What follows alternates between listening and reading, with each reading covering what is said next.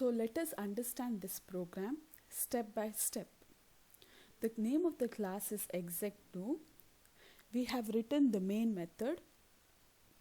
Okay, so we have two data that is declared d comma a. We have defined the try block and the catch block. As we have already discussed, within the try block we will have the statements where an exceptions can arise, and inside the catch block we will have the statements to handle that exception. So let us see this try block. Inside this try block, just same as in the previous program what we did, here we are trying to divide a number by 0. But in this program, we are trying to handle this exception on our own. Here d is equal to 0, a is equal to 42 divided by d, that is we are trying to divide 42 by 0. As soon as we try to divide a number by 0, an arithmetic exception will arise. Now, as we have already told that whenever an exception arises, first we have to handle that exception. So as soon as an exception arises over here, okay, the try block will map to the catch block. Okay, that is the exception object is created at this statement and the exception object is immediately thrown to the catch block. Since the type of catch block over here, it can handle exception of type arithmetic exception. Since divide by 0 is a type of arithmetic exception, that exception can be handled by this particular catch block. So the catch block will handle that exception and it will display the error message telling division by 0. So this is how the exception is created in the try block and it is caught in the catch block. Over here you have to note that whenever an exception occurs, okay, here exception occurs in this statement, the control gets immediately transferred to the catch block. So the remaining statements of the try block will not get executed. Here this statement, this will not be printed, will not get executed because the previous statement over here, exception has arisen and so the control will immediately get transferred to the catch block.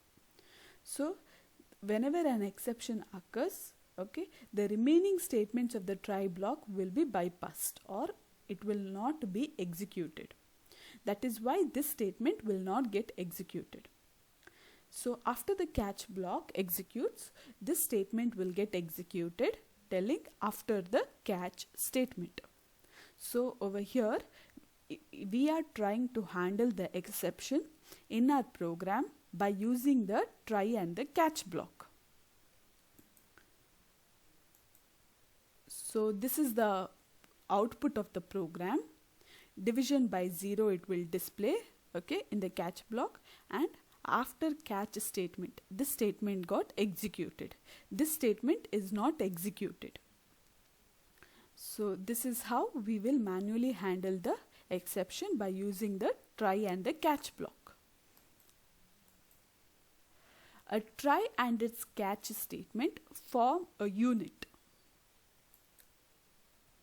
The scope of the catch clause is restricted to those statements specified by the immediately preceding try statement. So the catch clause scope is restricted to its immediately preceding try statement. A catch statement cannot catch an exception thrown by another try statement. Since the scope of the catch is restricted to its immediately preceding try statement, the catch cannot catch the exceptions that are thrown by other try statements. Let us see one more example over here, okay, to manually handle the exception by using the try and the catch block. Go through this program. First statement, import java.util.random class. Why do we need to import the random class? Whenever we wish to generate random numbers, we need to import the random class. Okay. Next, class handle error, that is the name of the class, public static void main.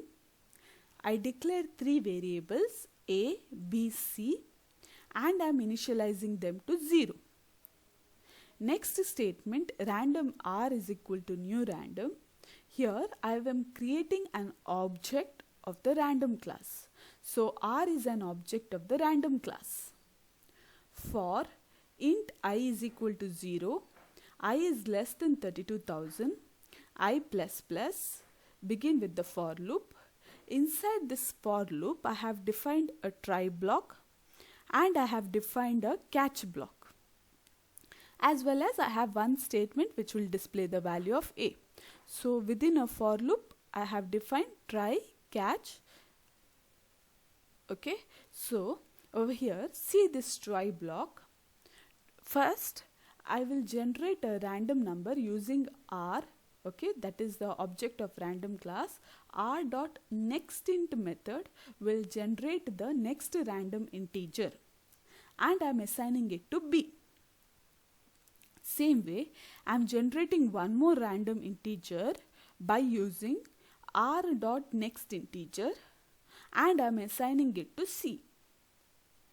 Next statement, what it does is A is equal to 1, 2, 3, 4, 5 divided by B divided by C. Over here, you have to note that since we are generating random integer, suppose if a 0 is generated, okay, suppose if a 0 is generated for B or a 0 is generated for C, or if 0 is generated for both B and C, in that case B divided by C will be 0. Correct? The result of this will be 0. So when you are trying to divide 1, 2, 3, 4, 5 by 0, so trying to divide a number by 0, in that case divide by 0 error will occur. An exception is created. Whenever an exception is created, immediately control gets transferred to the catch block. Since this catch block, okay, can handle exception of type arithmetic exception, and since divide by 0 is a type of arithmetic exception, it can be handled by this catch block. So this catch block will display the error message telling division by 0 and it will set the value of A is equal to 0. Once the exception is handled, it will display the value of A. So the value of A will be 0 over here if an exception has occurred, and the value of A will be some non-zero value if an exception has not occurred. After that, repeat with the next iteration of the for loop. So this for loop keeps iterating. Okay, exception might arise. If an exception arises, it is handled, display the value of A, repeat with the next iteration till the condition becomes false. So this was one more example of handling the exceptions manually. Displaying a description of an exception. In the previous catch block, over here, in the previous catch block, we have handled a string, okay, describing the type of exception that occurred. Over here, this print statement displays telling that division by 0 exception occurred. Now, we can write this catch block over here in a little different way. Let us see how to write it. See this catch block, the previous catch block can be replaced with this. Here, instead of displaying division by 0, we just display the value of the exception object E. Okay, this exception object E represents the exception, okay, because it is caught by the E over here, okay, and this E object, okay, will give you all the description about the exception that occurred. So instead of displaying some strings, you can just display the value of E object, which itself will describe the exception. Okay, So this E object over here will display something like this: java.lang.arithmeticException divide by 0. So the previous catch can also be written like this, where you just display the value of exception object E. Next topic is multiple catch clause. Till now we have only seen a try and a single catch block. Next, let us see how we can use multiple catch blocks with a try block. Let us go through this program here. Class, multi-catch, public static void main, string args. Beginning of the method, main, try block, int a is equal to args.length. System.out.println, display the value of a. Int b is equal to 42 divided by a. Int c array is equal to 1. C of 42 is equal to 99. Close the try block, catch block, arithmetic exception E. Display the statement divide by 0 and the exception object. One more catch block which represents array index out of bound exception. Display array index out of bound and the value of the object E. Close the catch block. Next, one print statement after try catch blocks. Now let us see this program in detail. First we have one try block, we have two catch blocks, correct? One catch block will handle arithmetic exception and one more catch block will handle array index out of bound exception. Let us see this try block. First, we are assigning a with args.length. Here, args represent the command line arguments. So when we are executing the program, we can pass command line arguments to our program. That will be represented by this args array. So the number of command line arguments that you have passed will be got by args.length.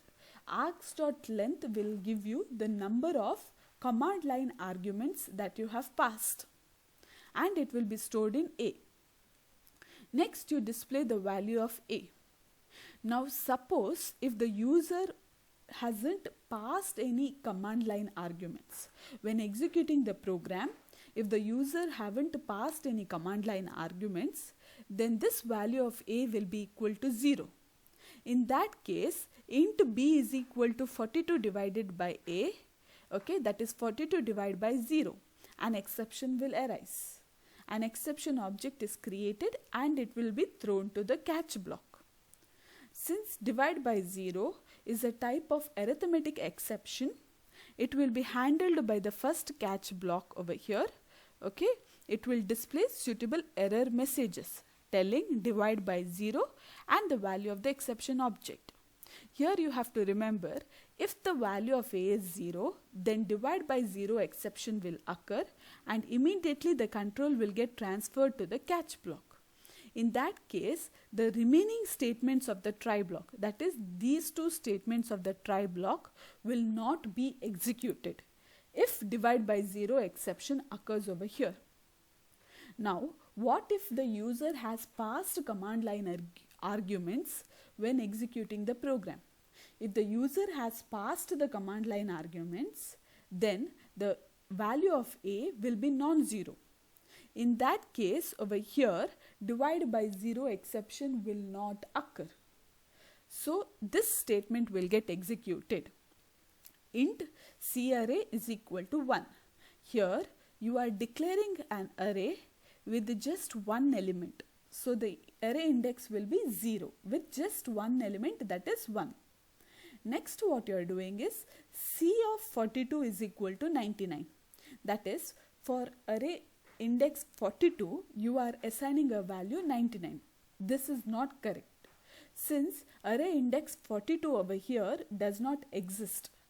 We have just allocated the array with one element, that is 1. So we are trying to access an index 42 which is not declared, and we are trying to assign a value 99. In this case, an exception will be created. That is, array index out of bound exception is created, and that exception will be thrown to the catch block. Since the first catch block over here, it can handle only arithmetic exception. It cannot handle array index out of bound exception. So that exception is passed to the next catch block. The next catch block over here, it can handle array index out of bound exception. So that exception is handled over here. It will display suitable error messages like array index out of bound and the value of E. Okay, so after the exception is handled, next it will display after try catch blocks. So here you have to remember, inside the try block, either divide by 0 exception can arise, that is arithmetic exception can arise, or array index out of bound exception can arise. If arithmetic exception arises, it will be handled by the first catch block. If array index out of bound exception arises, it will be handled by the second catch block. Okay, so this was an example demonstrating multiple catch clauses. Next, let us see this example. Here, this program contains an error. A subclass must come before its superclass in a series of catch statements. If not, unreachable code will be generated and a compile time error will result. So let us see this example and understand what they are trying to tell. Class super subcatch. Public static void main string args. We have a try block. We have two catch blocks here. Correct? We have two catch blocks. Let us see this try block. In the try block, int a is equal to 0. Int b is equal to 42 divided by a. That is, I am trying to divide a number by 0. Whenever we try to divide a number by 0, an arithmetic exception will arise. Here, we have two catch blocks to handle the exception. The first catch block represents a generic exception object E. Here, this generic exception object E tells that it can handle any type of exception. Okay, it can handle all the types of exception. So divide by 0 can also be handled by this catch block, and it will be handled over here. See the next catch block. The second catch block over here will handle only arithmetic exception object E. Okay, here they are telling this catch block will never be reached. Okay, it will result in unreachable code. Why? Because all the exceptions that are generated will be handled by the first catch block only. Okay, none of the exceptions will be passed to the second catch block. Since the first catch block will handle all the type of exceptions. Okay, so this program will be an error because here it will result in unreachable code. So always when you are defining multiple catch blocks, okay, the subclass of the exception should always come before its superclass. Here arithmetic exception is a subclass of exception class. So arithmetic exception catch block should come before the catch block for generic exception. Okay, so we have to interchange these two catch blocks. First we have to write the arithmetic exception catch block, and next we have to define the generic exception catch block. Okay. Next topic is nested try statements. A try statement can be inside the block of another try. Each time a try statement is entered, the context of that exception is pushed onto the stack. If an inner try statement does not have a catch handler, for a particular exception, the stack is unwound and the next try statement's catch handler are inspected for a match. Here they are telling we can nest try statements one inside the other. Now suppose if the inner try statement has generated an exception, but it does not have a catch block to handle it. In that case, the exception will be passed to the catch block of the outer try statements. We will understand it better with an example. Okay. This continues until one of the catch statements succeeds or until all of the nested try statements are exhausted. If no catch statement matches, then the Java runtime system will handle the exception. So the exception will be passed to the outer try catch block. In that case, it will be passed to its outer try catch blocks until one of the catch block handles that exception. So if none of the catch blocks can handle that exception, then the exception will be handled by the default handler. Let us understand that with this example. Here we have the class nestTry main method. We have one try block here. Int a is equal to args.length. Int b is equal to 42 divided by a. Then we display the value of a. Within this try we have nested one more try here. It will test the value of a. If a is equal to 1, then it will divide a by a minus a. Next, it will test the value of a is equal to 2. In that case, it will generate out of bound exception. Close the inner try block. After that, we have this catch block defined for the inner try block, which will handle array index out of bound exception. Close the outer try block. This is the catch block for the outer try block, which will handle arithmetic exception. Now see here, initially we are assigning the length of the command line arguments to a. So if we haven't passed any command line arguments when executing this program, then the value of a will be 0. In that case, b is equal to 42 divided by a will result in divide by 0 exception. Okay, so when divide by 0 exception occurs in the outer try block, immediately that exception will be passed to the outer try block's catch. Since this catch can handle arithmetic exception, it will be handled over here and it will print the message divide by 0 and the value of the exception object e. Now suppose over here, if we have passed one command line argument when executing the program, then here exception does not arise. So the try will continue with its next statements. System.out.println, it will display the value of a. It will enter its inner try block. It will test the value of a.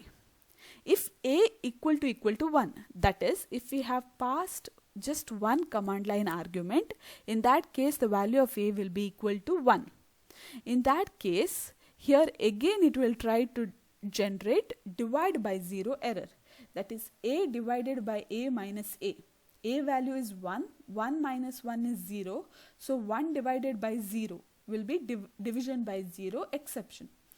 It will generate divide by 0 exception. Immediately the control will be passed to the catch block of the inner try block. Since the exception has occurred in the inner try block, immediately the control will be passed to the catch block of the inner try block, bypassing the remaining of the statements of that try block. So the remaining statements in the try block will not get executed as soon as an exception occurs. Since this inner catch block cannot handle arithmetic exception. It can only handle array index out of bound exception. So it is not able to handle the exception generated. That exception will be passed to the outer try blocks catch. Now this outer try blocks catch can handle arithmetic exception. So it will be handled over here and it will display suitable messages telling divide by 0 and the value of the exception object. Now here, if the value of A is not equal to 1, then exception will not arise over here. Correct? So the next statement in that try block will get executed. It will test if value of A equal to 2. If it is true, that is if you have passed 2 command line arguments. If it is true over here, then within the if it will generate array index out of bound exception. In that case, that exception will be passed to the nested tries catch block. Since this catch block can handle the array index out of bound exception, it will handle that exception and it will display suitable messages like array index out of bound and the value of E. Okay, here we have to note that whenever an exception occurs, immediately the control will get transferred to the catch block. So if an exception occurs in the outer try block, immediately control gets transferred to its catch block, that is the outer tries catch block, bypassing the remaining statements of that try block. Okay, if an exception occurs within the nested try block, okay, immediately control will get transferred to its nested catch block. Okay, that is this catch block. If this catch block cannot handle that exception, then that exception is bypassed to the outer tries catch block. Okay, and that outer tries catch block will handle it. So when you execute the program with no command line arguments, a divide by 0 exception is generated by the outer try block. Execution of the program with one command line argument generates a divide by 0 exception from within the nested try block. Since the inner block does not catch this exception, it is passed on to the outer try block where it is handled. If you execute the program with the 2 command line arguments, an array index out of bound exception is generated from within the inner try block. Let us look at the output of this program. If you run the program nest try, if you run this class with no command line arguments, then divide by 0 exception is generated. If you run the program nest try with one command line arguments, okay, then the value of A will be 1. Again it will generate divide by 0 exception. If you run the class nest try with the 2 command line arguments, that is you are passing 2 arguments here, then the value of A is equal to 2 and it will display array index out of bound exception. So if the value of A is 2, if you pass 2 command line arguments, it will generate array index out of bound exception and it will display the value of E.